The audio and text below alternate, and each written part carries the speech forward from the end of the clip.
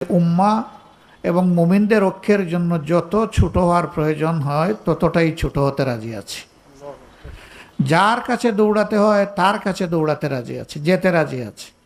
তারপরেও এদেশের মানুষের, মুসলমানদের প্রাণের চাহিদা যে ইসলামী দলগুলোর যেন ঐক্য হয়।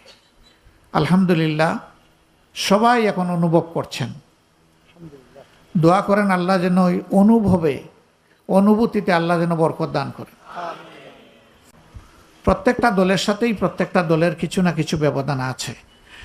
রসুল করিম সাল্লাল্লাহু আলাইহি সাল্লামের জামাতেও তিনি তার প্রিয় সাহাবীদের যখন মতামত নিতে চেয়েছেন কোনো নির্দিষ্ট একটি ব্যাপারে, দেখা গেছে যে হজরতে আবু বকর সিদ্দিক রাদিয়াল্লাহু তাআলা আনহুর মতামত এক ধরনের, হজরতে ওমরে ফারুক রাদিয়াল্লাহু তাআলা আনহুর মতামত আরেক ধরনের, হজরতে উসমান ইবনে আফফান রাদিয়াল্লাহু তাআলা আনহুর মতামত আরেক ধরনের, হজরতে আলী ইবনে আবু তালিবের মতামত আরেক ধরনের।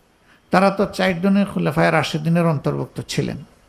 এরপরে রসুল করিম সাল্লাল্লাহু আলাইহি সাল্লাম অধিকাংশের মতামতের ভিত্তিতে আল্লাহ তাআলার ইশারায় সিদ্ধান্ত নিতেন।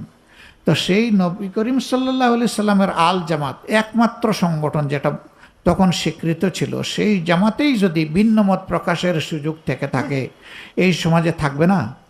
আমরা এই ভিন্ন মতকে সম্মান জানাই, তবে কেউ যেন কারো উপরে আমরা ফতোয়াবাজি না করি, এই বিষয়টাকে আমরা ভালো জিনিস মনে করি না, আমরা নিজেরা করি না এবং অন্য কেউ করবে না সেটা আমরা প্রত্যাশা করতে চাই। আর এখন উম্মার দাবি এগুলা নয়। উম্মার দাবি হচ্ছে ইত্তেহাদ মাআল ইখতিলাফ। যার যার মত পার্থক্য যার যার জায়গায় থাক। এখন এক কোরআন, এক সুন্নাহ, এক নবী করিম সাল্লাল্লাহু আলাইহি সাল্লাম, সর্বোপরি এক আল্লাহর ভিত্তিতে আমাদেরকে এক হয়ে যেতে হবে।